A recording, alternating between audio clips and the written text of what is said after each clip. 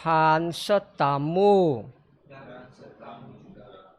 Inilah Injil Yesus Kristus menurut Matius. Sekali peristiwa, orang-orang Farisi berunding bagaimana mereka dapat menjirat Yesus dengan suatu pertanyaan.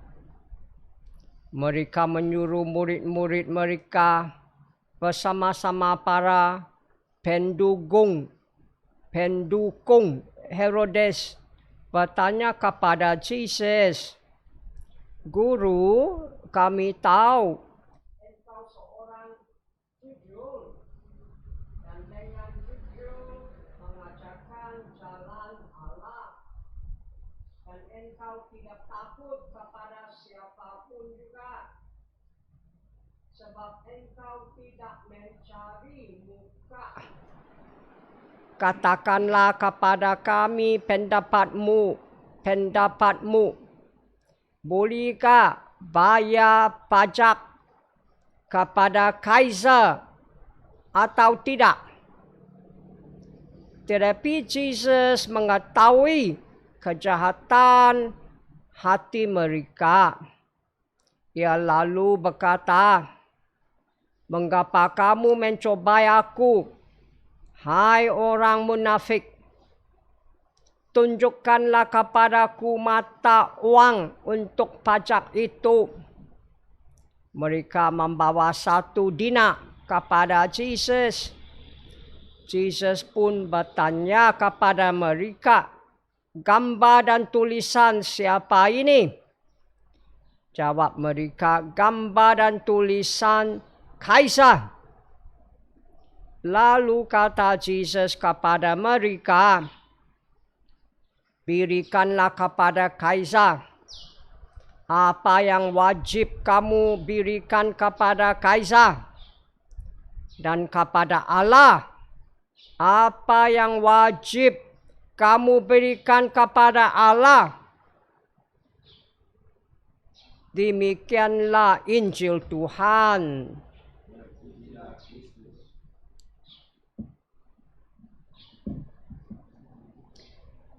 Saudara-saudari Kristus, hari ini kita merayakan Minggu ke-29, 29 tahun liturgi A di tahun 2020.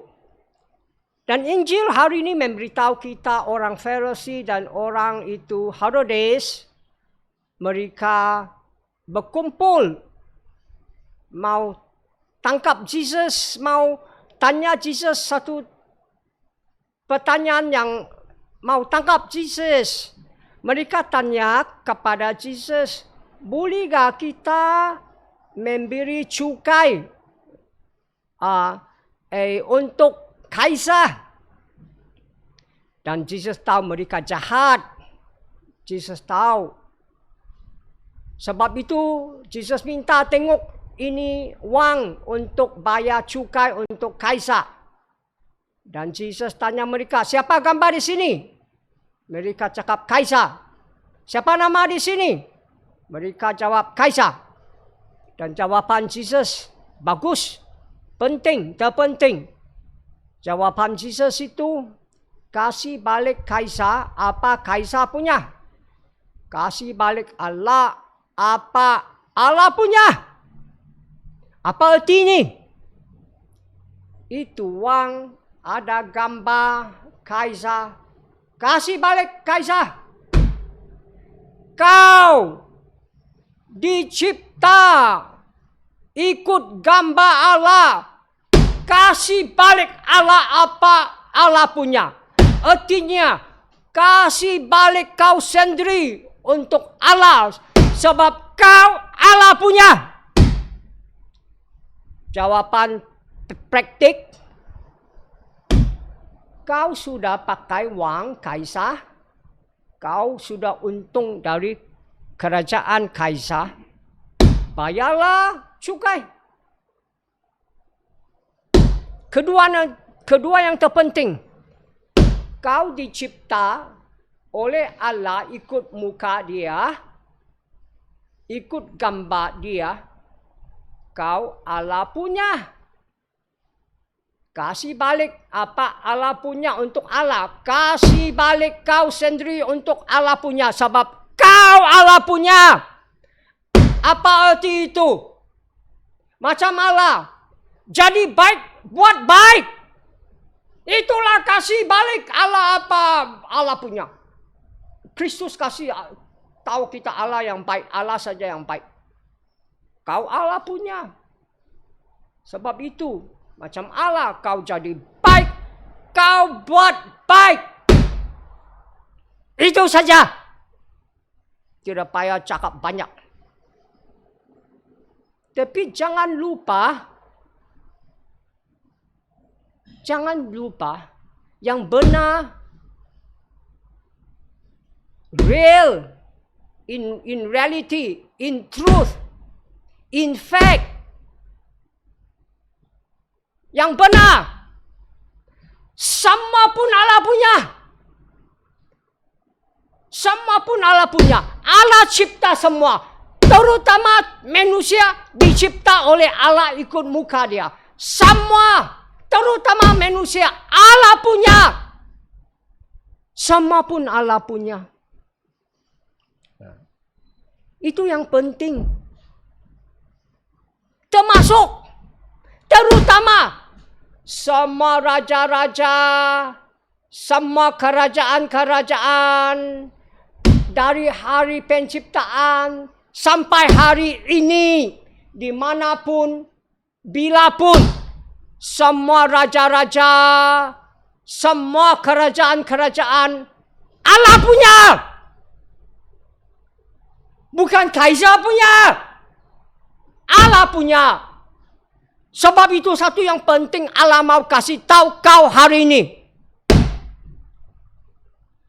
Semua raja-raja, semua kerajaan-kerajaan, di mana-mana dan di bila-bila, mesti memerintah negara-negeri, mesti memerintah negara-negeri ikut undang-undang Allah.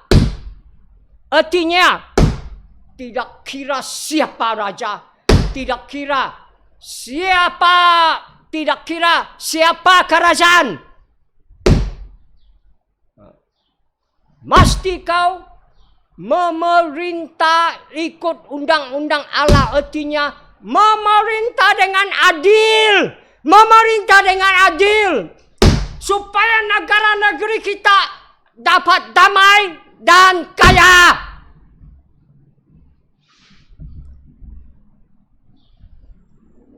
Dan semua warga negara, citizen, mesti jadi warga negara baik. Artinya ikut undang-undang kerajaan dan bayar cukai, tax. Itulah Sankti Paulus memberitahu kita.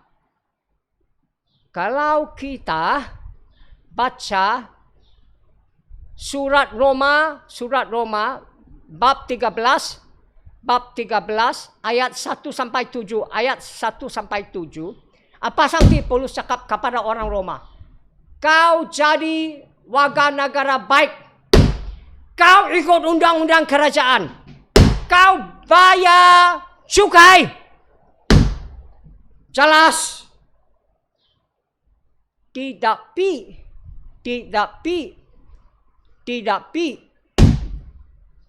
Kalau kerajaan tidak bagus, kalau kerajaan tidak ada adil, kalau kerajaan korupsi, kerajaan abuse of power, salah pakai kuasa, kerajaan yang main politik agama, politik bangsa, berpisah-pisah, semua orang main politik agama, main politik bangsa, pisah orang untuk dapat undi dalam kuasa, supaya abuse of power, salah pakai kuasa dan korupsi. Dan macam warga negara baik as good citizens, macam Christian baik as good Christian. Mesti kita lawan ini kerajaan dengan sabda Allah. Mesti kita kritik ini kerajaan dengan sabda Allah. Mesti kita jangan undi kerajaan buruk dan jahat ini. Itulah erti saya bila saya cakap, kamu punya undi bukan saja rahsia, tapi kamu punya undi suci. Sebab kau mesti undi ikut kehendak Allah. Dan jelas kehendak Allah, undilah orang politik yang adil supaya ada damai dan kaya untuk negara negeri kita. Undilah orang politik yang bersatu padu orang di antara semua bangsa dan semua agama, supaya ada bersatu padu, ada damai dan kaya untuk negara negeri kita. Jelas. Jelas. Jangan pura-pura tidak tahu. Bukan saya suka cakap politik. Saya bukan satu orang politik. Bukan saya cakap politik. Saya cakap sabda Allah saja. Tapi kalau sabda Allah cakap politik, mesti saya cakap politik. Itu saja untuk politik. Politik pun Allah punya. Sama pun Allah punya. Pembacaan pertama, kalau kau dengar, barangkali kamu hairan, takjub. Mengapa? Sebab pembacaan pertama memberitahu kita Allah minjakkan Raja Cyrus, satu raja kafir, jadi Mesaya untuk selamat orang Israel dari Babylon, supaya orang Israel boleh balik Jerusalem, membina balik Jerusalem, membina balik Bait Allah. Ya. Kita takjub. Takjub. Pertama kali, ini kali saja, Allah pilih minjakkan satu Mesias, bukan Raja Israel, Raja kafir, Cyrus. Cyrus dari Persia hari ini Iran. Dia pun tidak kenal Allah. Dia kafir, dia tidak kenal Allah. Allah minjakkan dia jadi satu Mesias. Untuk buat kehendak Allah. Buat kehendak Allah yang penting. Selamat orang Israel dari Babylon. Supaya orang Israel dari Babylon boleh balik Jerusalem. Membina balik Jerusalem. Membina balik Bait Allah Jerusalem. Kamu ingat 6th century BC, abad 6 belum Kristus datang, orang Babylon, Raja Babylon, mereka membinasakan kerajaan Allah di selatan Juda, membinasakan Jerusalem, membinasakan Bait Allah di Jerusalem, dan bawa semua orang Yahudi pergi negara asing Babylon di sana. Kamu ingat? Sama itu abad 6, 6th century BC, abad 6 belum Kristus datang, ada satu raja yang terkuat di masa dia. Raja Cyrus dari Persia, hari ini Iran. Dia kafir. Dia tidak kenal Allah. Tidak kenal Allah. Tapi Allah pilih dia. Membinasakan Raja Babylon. Membinasakan Babylon. Sungguhpun Raja Babylon kuat. Tapi ini Raja Cyrus kuat daripada dia. Dia membinasakan Babylon, Raja Babylon. Membebaskan orang Israel supaya orang Yahudi boleh balik Jerusalem. Membina balik Jerusalem. membina balik Bait Allah Jerusalem. Nah ini kita takjub. Kita pun takjub.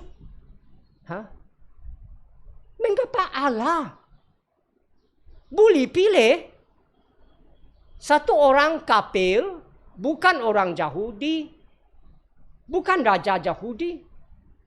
Satu raja kafir tidak kenal Allah. Jadi alat-alat dia untuk buat satu yang terpenting. Selamat orang Israel dari Babylon. Supaya orang Israel boleh balik Jerusalem dan bikin balik Bait Allah Jerusalem dan Jerusalem. Itulah kuasa Allah. Itulah semua dicipta oleh Allah. Semua Allah punya. Allah ada kuasa untuk semua. Allah boleh buat apa-apa dia mau buat. Ikut rancangan dia. Itulah. Jangan lupa. Semua dicipta oleh Allah. Termasuk raja-raja. Kerajaan-kerajaan Allah. Allah ada kuasa di atas semua. Allah boleh buat apa dia mau buat. Ikut rancangan penyelamatan dia. Dia pun boleh pakai raja kafir untuk selamat orang Israel dari Babylon. Allah maha kuasa. Allah maha kuasa. Allah maha tinggi. Sebab semua dicipta oleh dia. Semua dia punya. Dan dia ada kuasa boleh buat apa dia mau buat. Melalui siapapun untuk rancangan penyelamatan dia. Itulah di Mazmur kita puji Allah. Di Mazmur panggil Allah, panggil kita kasih Tuhan. Give the Lord glory and power. Give the Lord glory and power. Kasih Tuhan kemuliaan dan kuasa. Artinya, puji Allah. Kemuliaan Allah. Sebab Allah maha kuasa, maha tinggi. Semua dan pencipta, semua dia punya. Dia beri kuasa. Untuk semua. Mazmur ada 4 bahagian. Bahagian pertama dan kedua panggil orang Israel memberitahu semua negara-negeri dunia kemuliaan Allah. Bahagian pertama, kedua memberitahu orang Israel, memberitahu semua dunia kemuliaan Allah. Bahagian ketiga dan keempat memberitahu semua orang dunia, semua negara-negeri dunia. Pujilah Allah, kasih dia kemuliaan, menyembah Allah Israel. Dan kalau kamu baca lagi hari ini Mazmur 95, kalau Alkitab 96, berhenti di ayat 10. Baca lagi ayat 13, 12, 13. Dan di sana memberitahu kita, bukan saja manusia kasih kemuliaan Allah, puji Allah. Sama penciptaan, sama langit, termasuk matahari, bulan, bintang, planet-planet. Semua kasih kemuliaan, puji Allah. Sama di bumi pun, sama laut, sama ikan di laut, sama pokok-pokok. Kasih kemuliaan Allah. Bukan saja manusia saja kasih kemuliaan Allah. Sama penciptaan kasih kemuliaan Allah. Sebab Allah maha tinggi, maha kuasa. Dia cipta semua. Semua dia punya. Dia ada kuasa untuk semua. Di atas semua. Dia boleh guna semua untuk rancangan penyelamatan dia. Inilah yang terpenting. Pembacaan kedua. Pembacaan kedua tidak ikut tema. Tetapi pembacaan kedua ada penting memberitahu kita. Pembacaan kedua ada 3 paragraf, 3 bahagian. Bahagian pertama Sankti Paulus cakap kepada orang Thessalonian. Dia cakap, karunia dan damai dengan kau. Pendek saja, karunia dan damai dengan kau. Tapi ini memberitahu kata satu penting. Damai, shalom, penyelamatan, satu karunia Allah, satu pemberian percuma oleh Allah.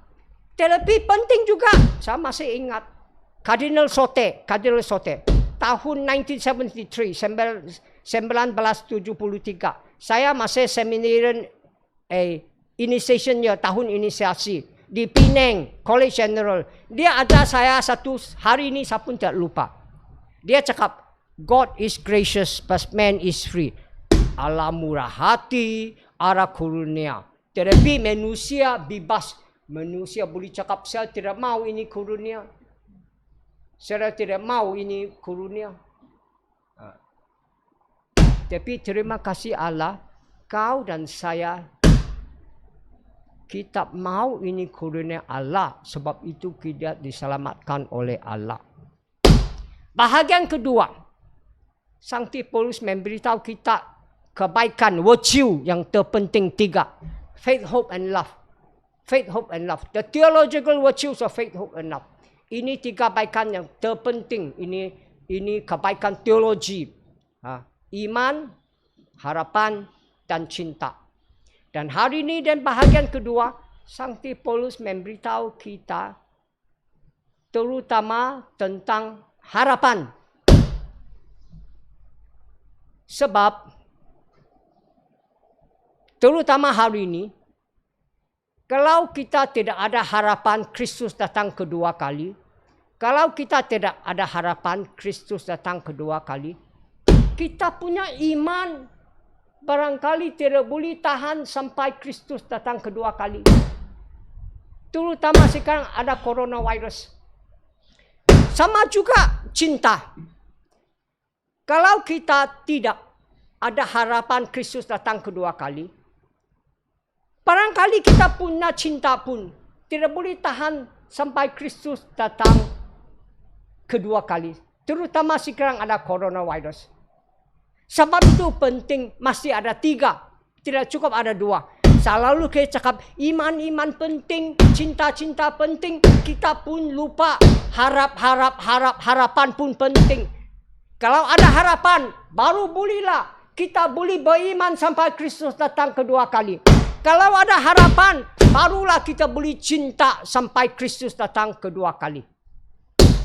Ketiga, bahagian ketiga. Sankti Paulus memberitahu kita, kabar gembira itu bukan kata saja.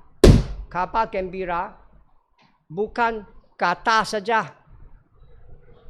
Tapi kabar gembira kuasa Allah, kuasa Roh Kudus boleh memberi kamu iman, cinta dan harapan. Kabar gembira bukan kata-kata saja. Kabar gembira itu kuasa Allah, kuasa Roh Kudus. Can effect faith, hope and love. Boleh kasih kamu cinta, iman, dan harapan. Sebab itu mestilah kita umum kabar gembira selalu di mana-mana pun, bila-bila pun, supaya orang percaya dan diselamatkan. Apa kita sekarang buat? Kita merayakan Eucharistia. Makan tubuh Kristus, minum darah dia. Dan Kristus kasih kita Roh Kudus.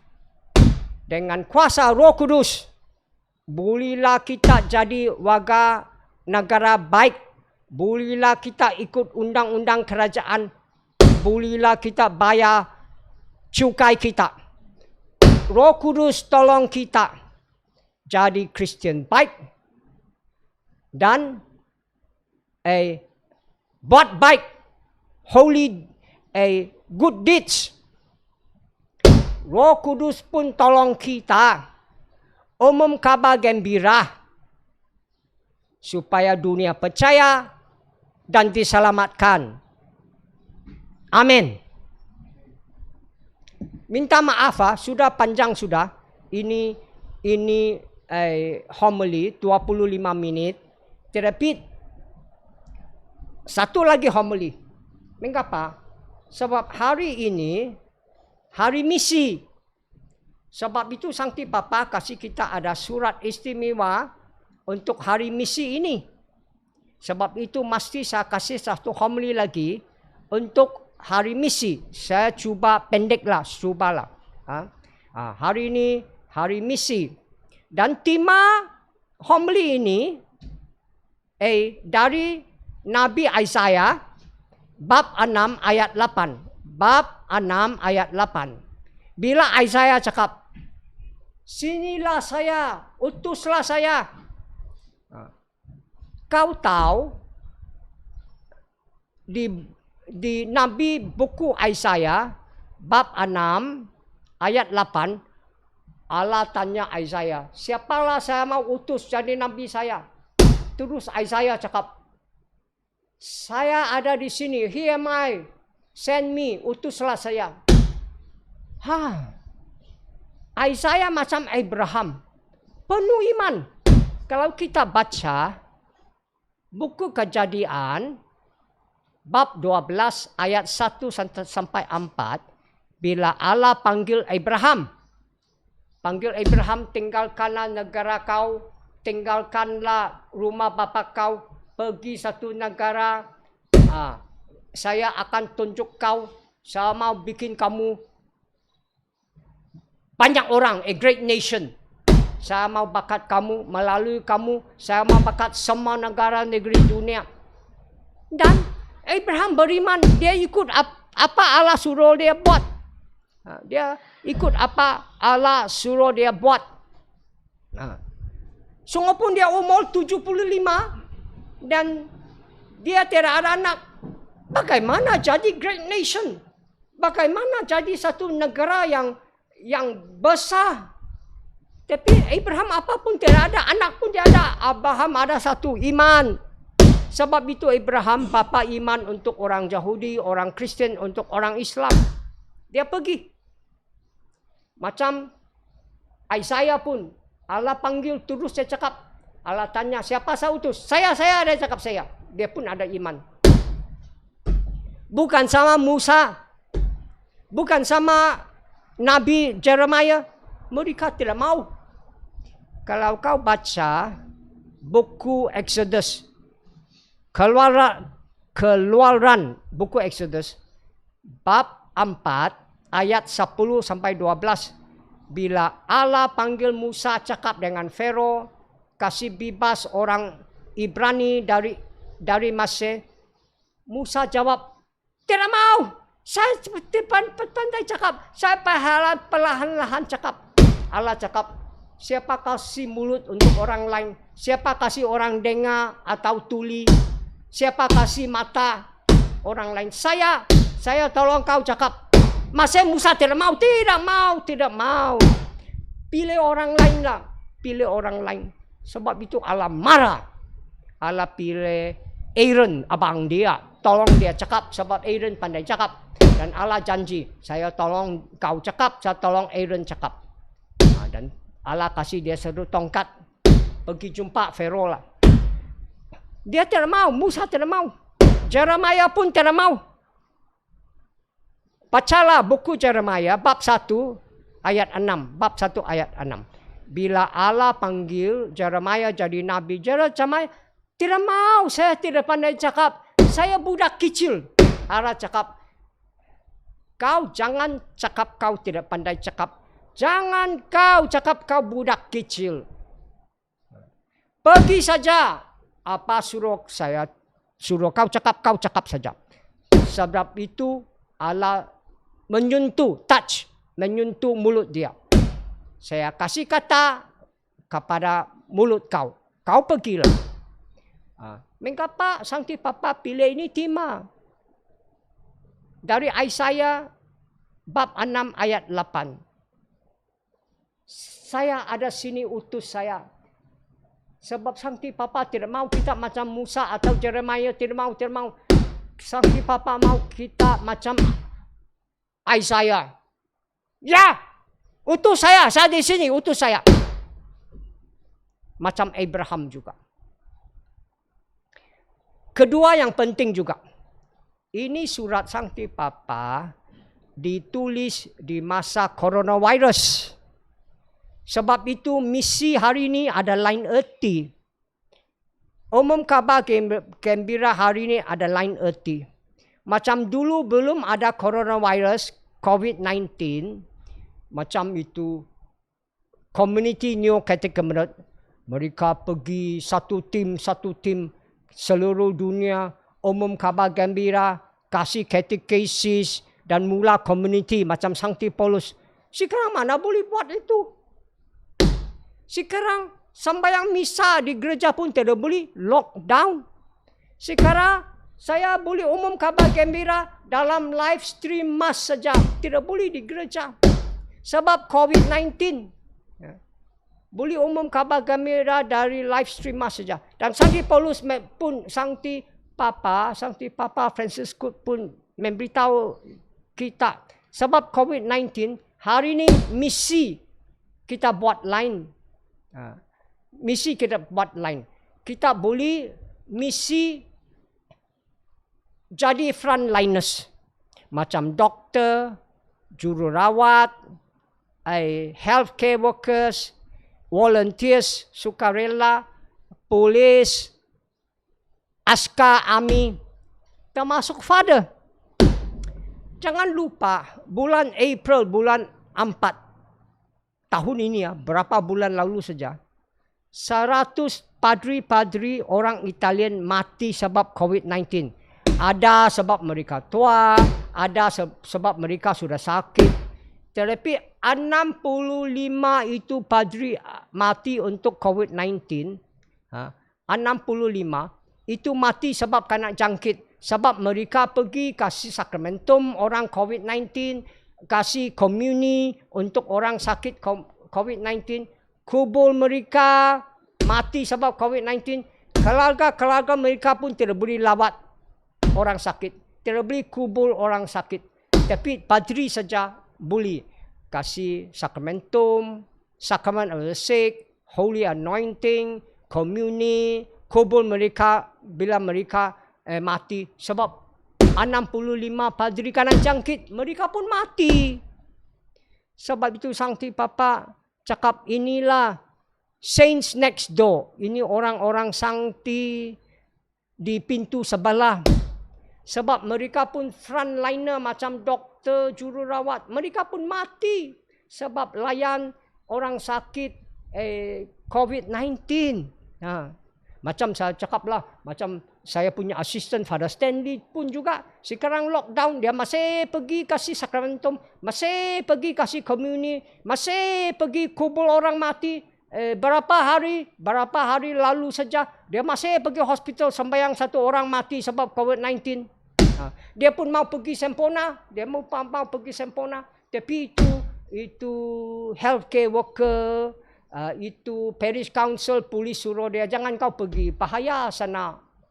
Sebab kalau dia jangkit, saya pun kena jangkit. Sebab kita sama-sama tinggal. Tapi jangan lupa, COVID-19 bukan bikin orang sakit, bunuh orang saja. COVID-19 pun membinasakan semua ekonomi dunia. Sebab itu banyak bisnes tutup, banyak restoran, hotel tutup, banyak company tutup, banyak orang tiada kerja, tiada gaji, tiada ruang beli makanan untuk keluarga dan anak-anak mereka. Sebab itu ada frontline workers, NGO, non-government organization, Society Saint Vincent de Paul, Human Development Committee. Semua ini frontliner, artinya mereka kasih bantuan, kasih makanan, kasih wang untuk ini orang yang tidak ada gaji, Tidak ada wang beli makanan untuk keluarga dan untuk anak-anak mereka. Contoh yang baik. Semalam sahabat baru baca dari Katolik Sabah. Sanalah saya baru tahu Sekahat Katedral Kota Kinabalu, Sekahat Katedral Kota Kinabalu, mereka Human Development Committee atau Office of Human Development, mereka kumpul wang 25,000 beli susu kasih orang sempurna. Mereka kerjasama dengan NGO, non-government organization, itu Mercy Malaysia, kasih orang sempurna susu. Sebab banyak bayi-bayi sempurna tiada susu. Itulah frontline NGO, Office Human Development, St. Vincent de Paul. Inilah frontline kasih bantuan untuk orang makan. Holy Trinity Church Tawau pun, saudari kita Mary Benedict baru kemarin kasih 16 beg baras untuk Kadazan Dusun Community. 14 beg baras untuk komuniti Cina di Tawau. 35 beg baras untuk Filipino community. 36 beg baras untuk Indonesian community. Tinggal 21 beg kita kumpul di Holy Trinity Church Tawau. Barangkali orang mau minta, kita terus kasihlah. Sebab itu kasih tahu office kita hantar ni bantuan untuk kau. Nah, ini pun frontline loh. Ini frontline. Kasih bantuan, kasih makanan, kasih wang untuk orang sekarang yang tidak ada kerja, tidak ada gaji, tidak ada wang, beli makanan untuk keluarga dan anak-anak mereka. Dan Sancti Papa pun cakap, kalau kau tidak boleh misi di frontline, kau masih boleh sembahyang untuk orang frontline, garis hadapan, frontline, garis hadapan. Kalau mereka tidak boleh buat misi di frontline, garis hadapan, kamu boleh sembahyang untuk mereka, dhamma untuk mereka, tolong mereka buat di frontline atau garis hadapan. Akhirnya, Sancti Papa cakap, hari ini hari misi. Itu wang yang kamu dhamma, untuk hari ini live stream mas, kita hantar di Roma, hantar kepada Sancti Papa, hantar kepada Pontifical Mission Societies. Tolong Sancti Papa buat misi dia. Dan Sancti Papa akan pakai ini wang untuk tolong semua orang dunia, semua gereja dunia. Tolong mereka raw, spiritual, tolong mereka material, kasih mereka makan. Untuk selamat semua orang dunia. Nah, sebab itu hari ini kalau kau dhamma kepada gereja hari ini misi, kita hantar kepada Sancti Papa di Rome, hantar kepada Pontifical Mission Society.